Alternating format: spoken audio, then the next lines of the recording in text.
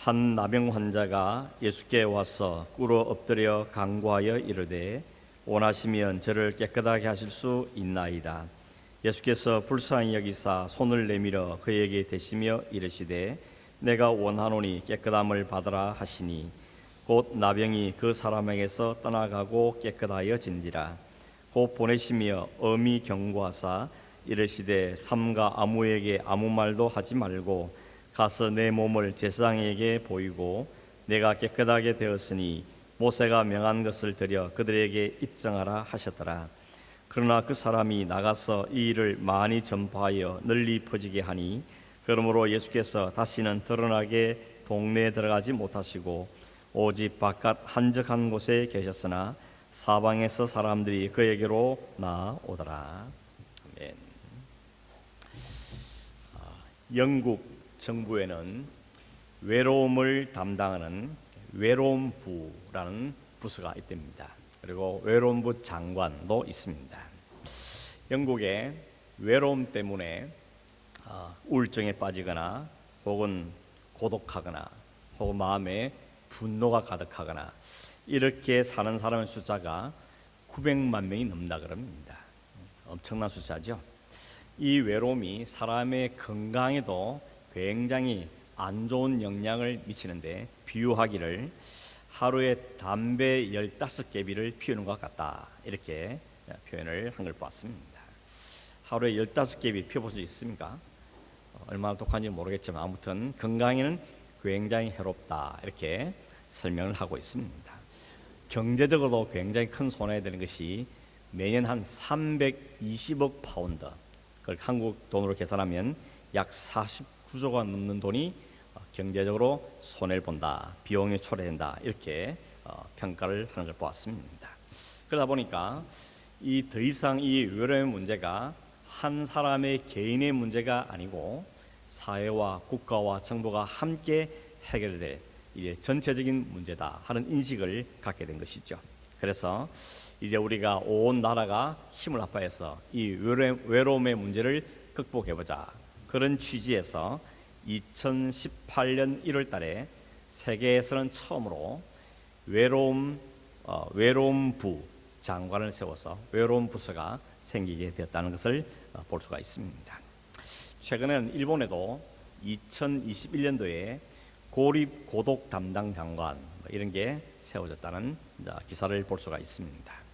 호주에도 이렇게 복지가 잘 되어 있는 사회인데 그럼에도 불구하고 작년 6월 7월 달에 이런 조사한 걸 보면 18세에서 90세까지 약 한 4천 명을 대상으로 설문조사를 했는데 놀랍게도 가장 외로움을 많이 겪는 연령층이 어딘가 하면 18세에서 24세라 그럽니다. 이거 상당히 뜻밖의 조사인 것 같아요. 18세에서 20세 이 젊은 청년들이 4명 중에 1명이 자주 혹은 항상 외로움을 느낀다, 이런 조사 결과가 나왔다는 것입니다. 그리고 두 번째가 45세에서 54세 중년층이다 이렇게 나오는데 이분들도 5명 중에 1명은 자주 단절감을 경험하고 산다, 이런 조사를 내놨다 그럽니다. 외로움의 문제가 어느 사회든지 어느 나라든지 상당히 심각한 문제가 됐다 하는 것을 보여주는 조사라고 이야기할 수 있겠습니다. 이야기를 몇 개 했는가 하면 오늘 본문에 등장하는 나병 환자가 나오죠. 옛날 성경에는 문둥병 환자 이렇게 돼 있고 요즘에는 한센병이라 그러죠. 이렇게 이름은 바뀌었습니다. 제가 생각해 보니까 제가 어릴 때만 해도 동네에도 이게 넝마주의하고 큰 기다란 집게를 들고 휴지 같은 거 빈병을 추우러 다니는 나병 환자들이 있었습니다.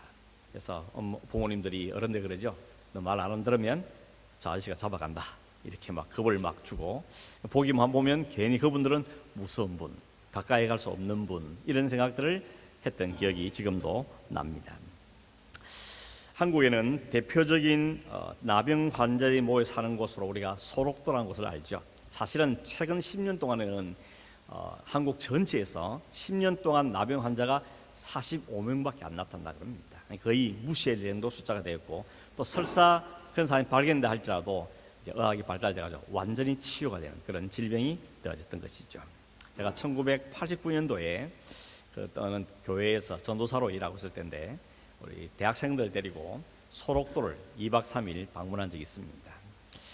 소록도가 그 당시에는 전염이 안 되는 환자들만 모여 사는 곳이었고 거기에 교회가 있어가지고 그 교회와 연결돼가지고 우리 대학생들 데리고 2박 3일간 이렇게 캠프를 간 적이 있습니다. 거기에 음성 환자들만 살고 있기 때문에 안전한 곳에도 불구하고 처음 갔을 때 우리 아이들이 마음이 너무 깨름직한지 밥도 제대로 막 못 먹는 아이들도 있고 밤에 잠을 자야 되는데 이불을 덮어야 되나 말아야 되나 이렇게 고민하는 사람도 있었습니다. 나중에 들어보니까 우리가 간다고 온 동네가 소독을 새로 다 하고 이불도 다 빨아가지고 소독도 하고 그래서 준비를 잘 했는데도 불구하고 딱 가보니까 눈썹들이 다 없고 그렇죠? 또 손가락이 다 마디마디가 없어지고 또 코도 막 문드러진 분도 많고 그러다 보니까 마음에 선입관이 생기는 겁니다. 그 교회 장로님께서 저희들이 왔다고 반갑다고 손을 내미는데 이렇게 손가락이 아무도 없는 제가 악수하면서 처음에는 하는 마음이 들었지만 용기를 내서 아주 덥석 잡았던 기억이 있습니다. 아주 지금도 잊지 못하는 기억이 두 가지가 있는데 뭔가 하면 2박 3일 있는 동안에 새벽 기도회를 그때 제가 인도를 했습니다.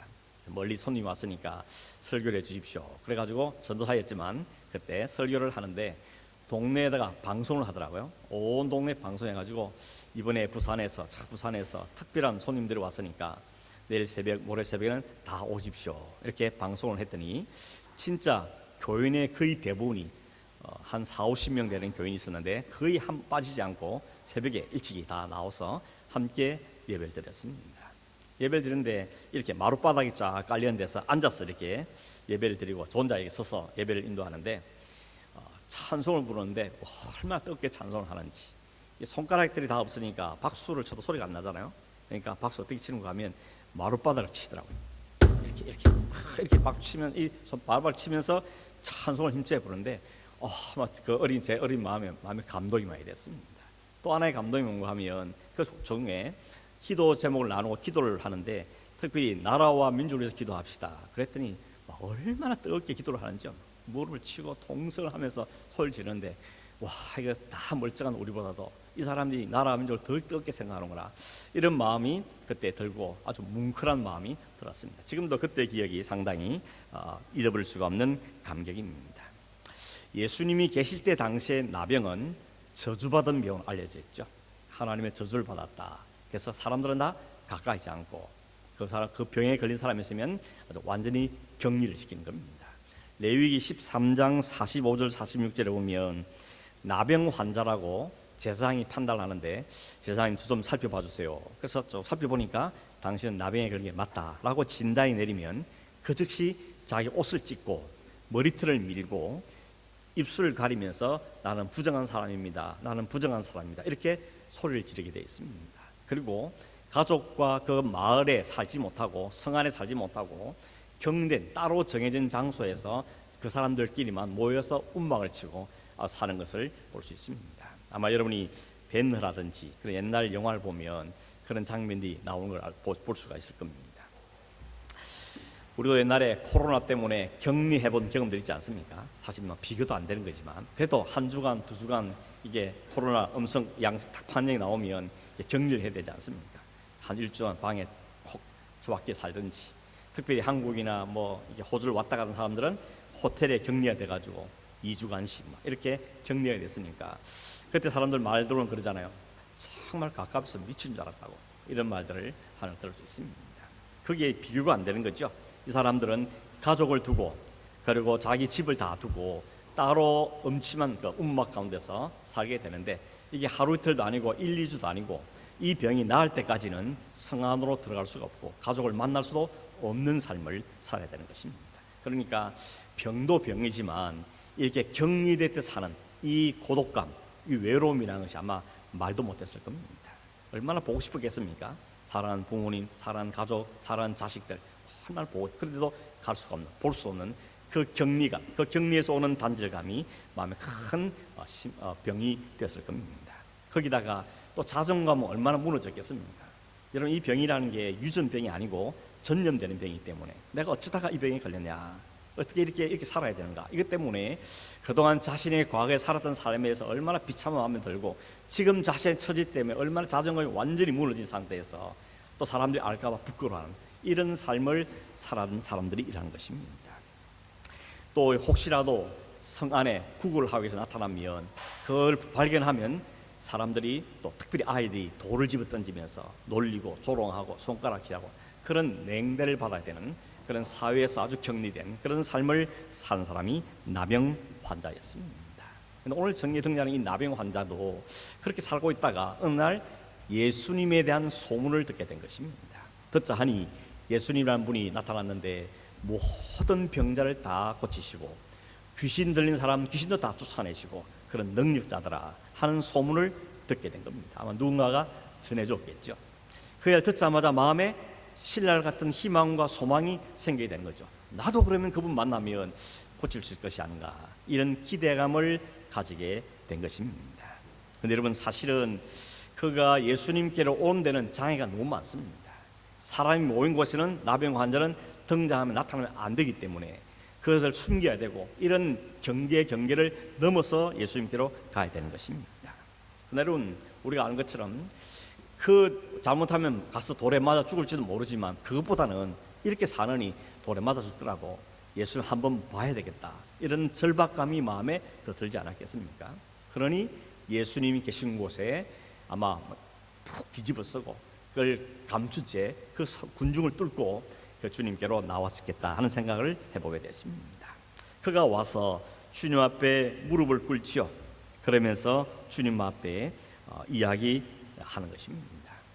이 나병 환자의 모습을 보면서 그냥 참 안 됐다, 동정심, 이 정도가 아니고 이 성경에 나병이 등장하는 이유는 사실은 우리의 영적인 상태를 덜추어내기 위해서 성경에 등장하는 것입니다.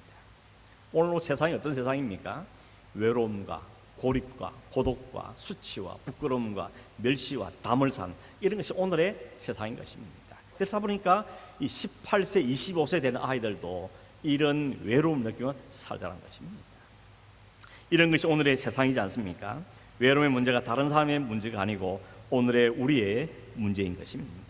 아이들은 생명이 연장되니까 점점 연세도 대신해서 살아계시고 고령화가 계속되고 있고, 또 아이는 안 놓고 한 가족, 두 사람, 1인 가족도 많아지고, 아이들도 노는 게 다 친구들 안 놀고 그냥 게임하고 놀죠.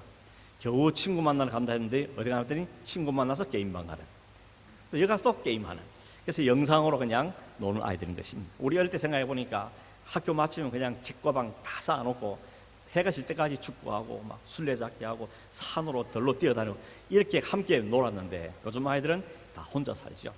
형제도 없고 그렇게 사는 이런 외로움과 고독이 가득한 사회가 되어지고, 그 사회적 문제가 얼마나 커졌으면 나라의 외로움 불안, 이 부서가 생길 만큼 이것이 심각한 사회적 문제가 되었다는 것입니다. 이런 문제를 안고 있는 나병 환자가 예수님께 나와서 한 말이 뭔가 하면 40절에 이렇게 말합니다. 원하시면 저를 깨끗하게 하실 수 있나이다. 원하시면 저를 깨끗하게 하실 수 있습니다. 제가 이런 생각이 들더라고요. 또 덜 답답하구나. 원하시면이 뭐냐, 원하지 않더라도 딱 한 번만 한번 역사해 달라고 그렇게 매달려도 될 똥말똥인데 주님 원하시면, 이게 무슨 이렇게 여유 있는 소리인가, 이런 생각이 드는데, 사실은 원하시면 말에 어떤 뜻이 담기는가 하면 내가 낳고 싶으면 너무 간절하지만 그게 내게 있는 권한도 있는 거 아니고 내가 낳게 할 수 있는 자식이 있는 것도 아니고 그저 간절한 마음 나왔는데 혹 주님이 원하시면, 주님께 있는 거니까 주님 나를 좀 기억하신다면 은혜를 베풀어 주면 좋겠다, 이런 겸허한 마음으로 주님께 온전히 자기의 모든 걸 맡김으로, 여기서 맞아 죽을 수도 있으니까 주님께 맡깁니다, 이런 의도로, 이런 마음으로 주님께 원하시면이라고 대답을 한 것입니다. 얼마나 자신 없었겠습니까?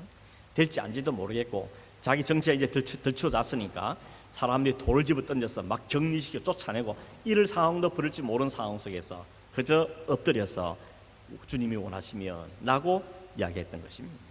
근데 놀랍게도 주님께서 많은 사람이 눈초에 있음에도 불구하고 얼른 손을 내밀어서 그 나병 환자의 몸을 터치했다고 이야기하고 있습니다.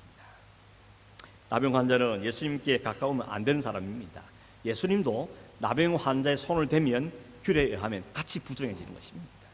나병 환자 걸린 사람이 그릇을 맞으면 그릇이 부정해지고 옷을 맞으면 옷이 부정해지고 모든 게 다 부정해지기 때문에 그날 밤 될 때까지 씻고 정결하게 이런 규례들이 있는데, 예수님이 그 사람의 몸에 혹은 옷에 터치한다는 것은 예수님도 그 저주의 병에 혹은 그 부정한 살에 든다는 것입니다. 예수님이 이걸 몰랄 수가 없을 테인데 뻔히 아시면서도 왜 이렇게 했을까 하는 생각을 해보게 되는 것입니다.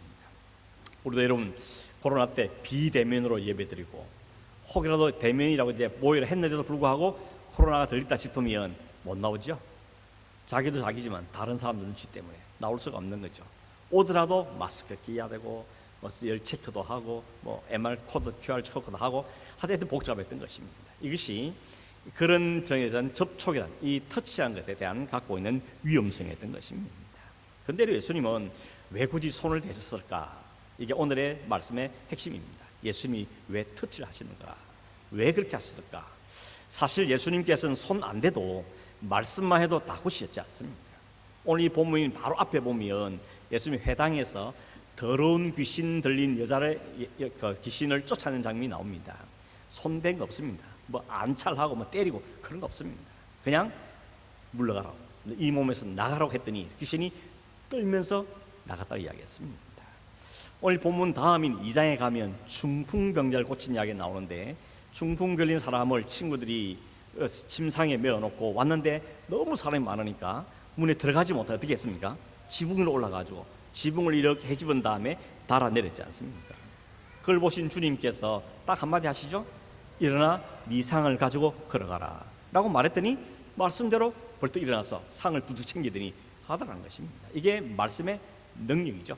풍랑이 막 이거 바다가 배가 뒤집힐 같은 위험 속에 있을 때 주님이 딱 한마디 하시죠. 바람아 잠잠하라. 그랬더니 금방 바람이 파도가 그렇게 집을 삼키던 바다가 잠잠해지면서 주님 말씀에 순종했지 않습니까? 그러니 주님 말씀만 해도 그래 나아라, 네 병인 물러가라 한마디만 하시면 나을 수 있는데, 또 많은 사람이 지금 보고 있지 않습니까? 바리새인과 서기관 같은 사람은 뭐라도 꼬투리 잡으려고 눈이 벌겋게 뜨고 쳐다보고 있는데 굳이 안 해도 될 그 행동을 주님은 하신 이유가 뭐겠냐는 것입니다. 왜 그렇겠습니까? 일부러 한 겁니다. 그죠? 몰라서 한 것도 아니고 얼떨결에 한 것도 아니고 그렇게 해야만 낫는 것도 아니고 분명히 그러지 않아도 되지만 주님은 일부러 고의로 그 나병 환자의 손을 갖다 대신 겁니다. 여러분, 나병 환자 입장에서 어떻겠습니까? 그동안 그게 수년이 수십 년이 모르겠지만 아무도 자기를 찾아오는 사람도 없었고, 자기 몸에 손을 댄다는 것은 꿈에도 생각할 수 없는 것, 가족도 자기의 사랑하는 아내나 혹은 부모를 할지라도 그걸 안아주거나 손을 대거나 할 수 없는 상황이 그 사람의 인생이었습니다. 그런데 그에게 주님이 오전히 터치하신 겁니다. 그냥 슬쩍 됐는지 안아주시는지 잘 모르겠지만 아무튼 손을 대시며 그 몸에 터치를 했다는 것입니다. 여러분, 터치한다는 게 참 중요하죠. 미국에 보니까 마이애미 의과대학의 교수이고 터치 연구소 소장인 이름이 티파니 필드라는 분이 계시는데, 이분이 쓴 책 이름이 터치입니다. 터치. 이분이 하는 말이 뭔가 하면 사람이 사람에게 줄 수 있는 가장 따뜻한 선물이 뭐냐? 터치다, 이렇게 말합니다. 손을 잡아준다든지 등을 두드려준다든지 아니면 꼭 안아준다든지, 이것이 사람이 다른 사람에게 줄 수 있는 가장 따뜻한 선물이다, 이렇게 말하고 있고, 또 이분은 뭐라고 하면 사람은 그 하루에 터치 받아야 할 분량이 있다고 이야기합니다.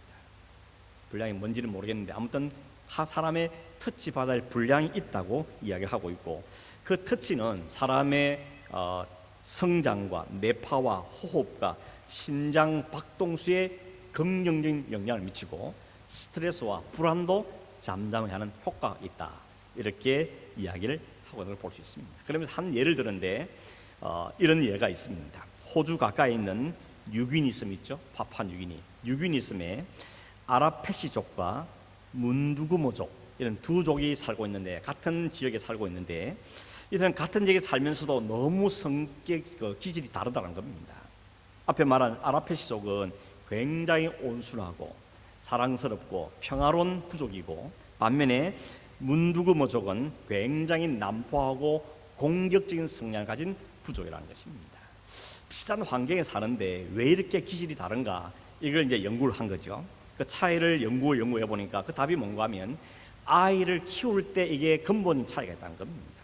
그게 뭔 소린가 하면 아이를 키울 때 아랍피시족은 엄마들이 아이를 늘 품에 안고 다닌다는 겁니다. 젖을 먹일 때도 데리고 다닐 때도 언제나 아이 컨택을 하고 말도 하고 이러면서 아기를 그렇게 키우는데 문두부족은 바구니 안에 아이를 넣은 다음에 등에다 이렇게 지고 다닌다는 겁니다. 업고 다니는 거죠. 그게 더 편할지도 모르겠습니다. 그러다 보니까 아이랑 눈 맞출 시간이 없고 전문시간 외에는 아이들 얼굴도 못 보고 이렇게 자라다는 거예요. 그게 자란 성장 과정이 이들의 기질 차이를 본 거다. 이런 연구 결과를 내놨다는 것입니다. 결국 차이가 어디 있다는 겁니까? 터치에 있다는 거죠. 손을 잡아주고 눈길을 마주치고 등을 두드려주고 안아주고 이런 터치가 이 아이들의 성장하는 데 굉장히 영향을 미쳤다. 이런 연구 결과를 보는 걸 알 수 있습니다. 여러분 얼마나 자녀를 안아주십니까? 자녀 안아본 적이 한 오래됐다. 그런 분인지 모르겠습니다. 이제 크가 징그러워서 뭐 어떻게 안냐. 이런 분도 있을지 모르겠습니다. 아니면 그러면 그동안 아이 자랄 동안에 얼마나 손을 잡아주고 등을 두드려주고 안아주고 그렇게 축복하면서 아이를 키웠는가 하는 생각을 해보게 되었습니다. 사랑을 알고 온순하고 바르게 자라는 것이 그런 게 있다는 것을 기억한다면 우리가 참 이게 터치라는 게 참 중요한 거구나 하는 생각이 들어집니다. 남편과 아내도 좀 그렇게 터치를 자주 하셔야 되겠죠. 이제는 맨날 각방 쓰고 침대 따로 쓰고 그러지 마시고 가진 손을 잡고 자고 가끔씩 터치하는 게 필요하다는 것입니다. 물론 이게 요즘 세대는 어떻습니까? 잘못 터치하면 이제 고발당하죠. 저도 뭐 우리 교회에서 여자 성도님들하고는 악수를 잘 안 하는데 거의 안 하지만 이게 또 반갑다고 막 악수했더니 이게 또 이게 말이 되고 막 시가 되고 막 이런 일이 생겨지죠. 요 아이들도 이쁘다고 막 안아주고 그러는데 우리 교회 아이 주일학생을 보면 얼마나 이쁩니까? 돌아다니면 오늘도 보니까 이 꼬맹이가 한복을 입고 왔더라고. 구중이라고 빨리 불러다가 한번 안아주고 야 사진 같이 찍자 사진 찍어줘. 그래서 사진 한 번 찍었는데 너무 이쁘잖아요. 그러니까 멋있으니까 좀 다행이겠지. 여자애 같으면 이뻐서 안아주고 싶어도 혹시라도 부모가 보고 아이고 저 목사님 주책이다 이럴 수도 있으니까 참 조심스러운 것이 오늘 사회가 되고 말았습니다. 근데 여러분 지금 예수님 앞에 무릎 꿇은 이 나병 환자의 상태는 아무도 자기를 터치해준 사람이 없고 눈길조차 마주치지 않고 다 멀리하고 저리 떨어가고 격리하고 담을 치고 그렇게 하는 사회에 지금 이 사람이 있다는 겁니다. 얼마나 마음에 괴롭고 힘들고 어려웠겠습니까?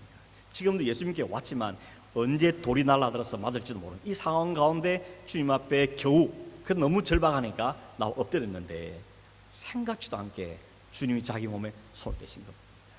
아마 찌릿했을 겁니다.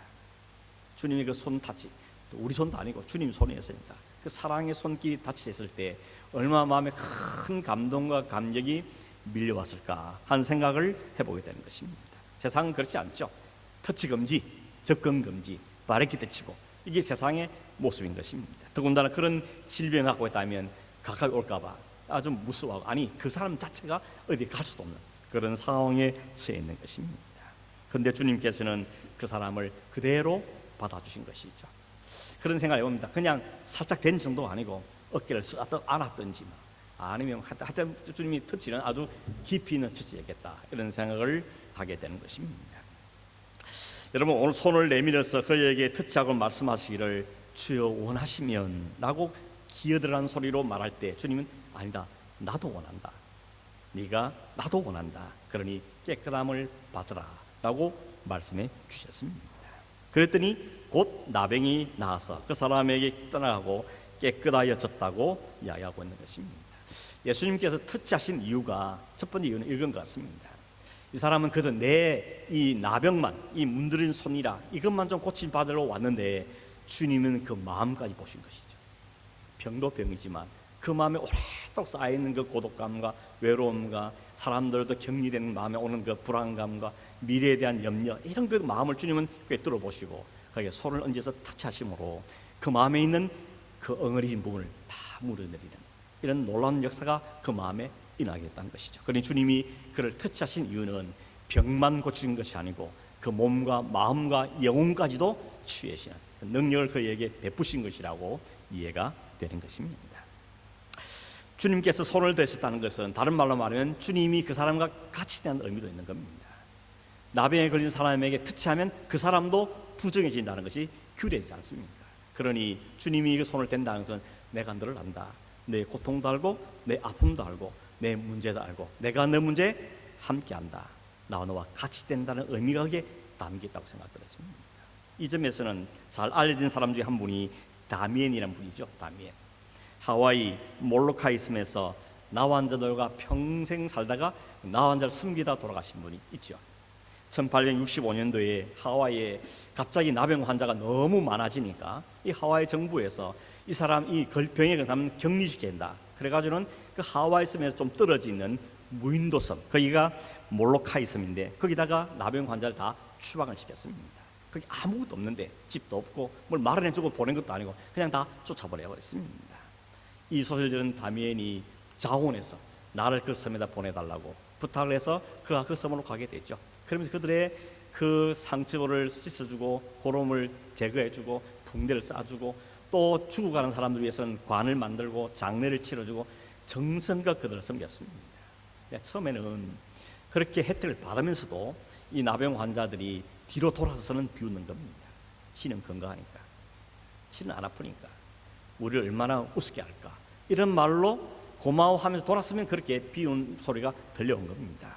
그래서 다미엔이 어떻게 했습니까? 하나님, 저를 제발 나병이 걸리게 해주십시오. 기도를 한 겁니다. 주님께서 우리 죄를 위해서 죄인으로 오시던 것처럼, 그래서 우리를 구원한 것처럼 나도 저들을 섬기기 위해서 나도 저들과 같이 되게 해주십시오. 그렇게 하나님께 간절하게 기도를 했다는 겁니다.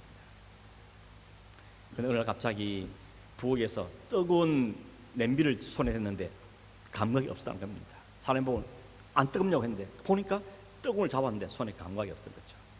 그때 뭐랬는지 아십니까? 주님 감사합니다. 드디어 제게 이 병 허락하시군요. 그때 나병에 감염이 된 것이었습니다. 기록에 보니까 그분이 그동안 이 섬겼던 그 기간보다도 남은 3년 동안 섬김으로 인해서 그 나병 환자 가운데 한 800명 정도가 예수 그리스도의 빛을 알게 되었다. 이렇게 기록한 이야기를 볼 수가 있습니다. 참 알고 보면 이 세계에 주님을 본받아서 주님처럼 산분도 참 많다는 것을 보게 되었습니다. 그래서 그런 사람 만날 때마다 볼 때마다 참 마음이 숙연해지게 되는 것입니다. 오늘 41절에 보면 예수님께서 나병 환자에게 손을 내밀어 뜻한 중요한 이유를 말씀하기를 이렇게 말하죠. 예수께서 불쌍히 여기사 그에게 손을 내밀어 대셨다고 이야기하고 있습니다. 주님이 그 나병 환자를 불쌍히 했다는 것입니다. 자기 능력 드러내기 위해서도 아니고 자기 과시도 아니고 사람들이 보여주겠도 아니고 주님이 그 한 사람 바라볼 때 그 앞에 엎드려서 머리 숙인 사람 볼 때 하는 그게 마음의 긍휼이 쏟아나온 것입니다. 불쌍히 하는 마음, 그게 긍휼이죠. 이 긍휼이라는 단어의 뜻을 보니까 그냥 단순히 저 불쌍해 그 정도 동정심이 아니고 그 단어의 원래 뜻은 뭔가면 창자가 끊어지는 같은 고통에 가진 마음, 그게 긍휼이라는 단어의 뜻입니다. 창자가 끊어져, 우리가 애간장이 단다, 막 창자 끊어질 것 같다 이런 표현을 쓰지 않습니까? 그런 마음으로 이 사람을 바라보았다는 것입니다. 참 주님의 마음이 얼마나 아름답습니까? 아무도 그에게 가까이지 않고 사람들이 오히려 그걸 보면서 멀리하고 뒷걸음쳤을 텐데 주님은 그를 불쌍히 여는 마음으로 그에게 손을 얹어서 그를 터치해 주셨다는 것입니다. 그 마음속에 있는 외로움과 고통과 이 모든 걸 주님께서는 꿰뚫어 보신 것입니다. 여러분, 나병이라는 이 병이 몸도 망가지고 마음도 망가지고 이것이 이 나병에 관한 특징이라고 말할 수 있습니다. 여러분, 베네아 영화 보면 그렇지 않습니까? 나병에 걸린 사람들이 몸에 등진 감고 진물이 나면서 저 다리 밑에 굴 속에 삽니다. 그러다가 한 사람 죽으면 그냥 쓰레기에 갖다 버리는, 이게 나병 환자들의 인생이었습니다. 문드러지고 사람들에게 잊혀지고 그렇게 살다가 그냥 가는 인생, 그게 나병 환자의 모습인데 오늘 성경에 등장한 이 나병 환자는 오늘 우리의 세상의 영적인 상태를 덜추어내기 위해서 존재하는 것입니다. 오늘 세상이 그렇습니다. 세상이 아무도 알아주지도 않고 그렇게 살다가 죄 가운데 뒤물다가 죄 정상들로 병들고 죽어가고 그렇게 사는 세상이 되고 말았다는 것입니다. 죄로 인해서 망가질 대로 망가진 가능성이 없는 인간의 모습이 바로 이 나병 환자의 모습을 통해서 우리가 보게 되는 것입니다. 그런 세상에 긍휼의 손길을 내미신 분이 하나님이신 것입니다.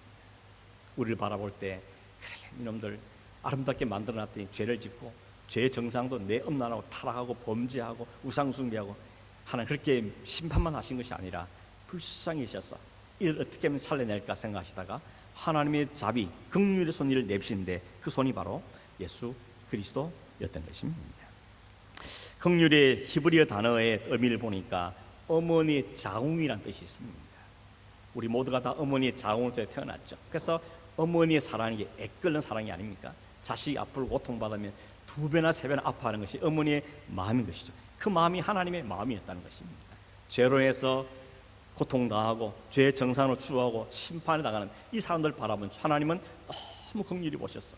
너무 불쌍히 해서 이들에게 하나님의 긍휼의 손길을 내밀어 주신 것입니다. 그 하나님의 긍휼하심이 가장 극명하게 드러나는 것이 우리는 십자가로 알고 있는 것입니다. 십자가는 하나님의 긍휼의 손길이 가장 극명하게 잘 드러나는 현장이 십자가죠. 십자가에서 아들을 세상에 보내셔서 모든 우리의 죄를 대신하여서 하시는 하나님의 아픔이 거기에 고스란히 담겨 있습니다. 왜 십자가입니까?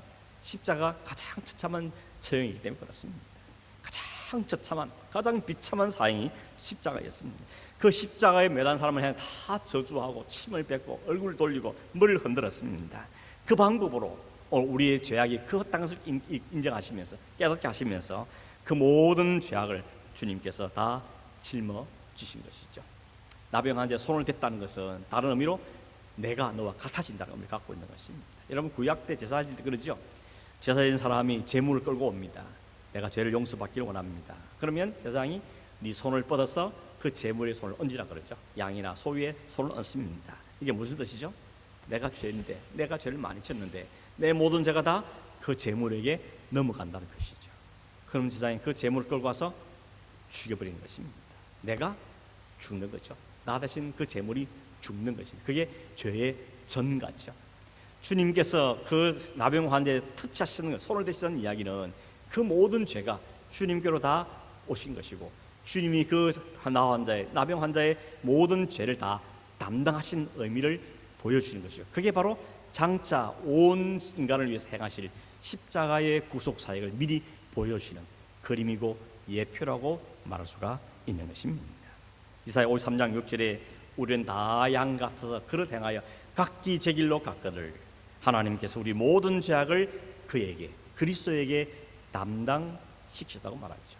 우리 모든 죄를 담당하신 그 주님께서 우리를 이 땅에 오시고 우리를 타치하시고 우리를 안으신 그 주님께서 십자가에서 우리의 모든 죄값을 치러 주신 것입니다. 여러분 오늘 본문에서 예수님께서는 단지 말씀으로도 환자를 고칠 수 있었지만 굳이 그에게 손을 대신 것은 그 행위가 바로 우리의 모든 죄를 대신 담당하실 십자가의 사역, 십자가의 구원을 미리 보여주시는 또 하나의 그림으로 이해할 수가 있는 것입니다. 그 나병 환자를 살린 것은 주님의 긍휼이었습니다. 오늘 우리가 살게 된 것도 하나님의 긍휼하심입니다. 나병 환자를 살리고 그 영혼을 구원했던 것처럼 오늘 우리 역시도 예수 그리스도의 십자가의 은혜로 인해서 살림을 받고 치욕을 받고 은혜를 입은 사람들인 것입니다. 그래서 오늘 우리가 이 앞에 앉아 있는 것이죠. 그럼 오늘 이 말씀 때문에 우리가 마음에 결단하게 되는 것은 첫 번째는 우리가 그렇게 치유받은 사람이구나, 그렇게 우리가 긍휼 입은 사람이구나, 그렇게 살아난 사람들이구나 하는 하나님의 긍휼하심을 기억하고 잊지 말고 감사하는 마음으로 살아가야 되는 것입니다. 이 마음이 있다면 어떻게 우리가 하나님 앞에 교만을 떨면서 내 마음도 살 수 있겠습니까? 주의 은혜에 감사하면서 사는 것, 찬송하면서 사는 것입니다. 영적으로 말하면 내가 바로 그 나병 환자였는데 그런 나를 찾아오시고 터치해주시고 안아주시고 내 모든 죄를 담당해 주시고 용서하신 그 은혜를 우리는 깊이 감사하며 살아가야 되는 것입니다. 두 번째는 우리 안에도 주님의 그 긍휼의 마음을 부어주시기를 기도해야 하는 것입니다. 오늘 세상은 다 터치를 필요한 세상입니다. 누군가 나를 찾아와주고 만나주고 말씀해주고 특별히 생명의 말씀을 알려주기를 바라는 세상입니다.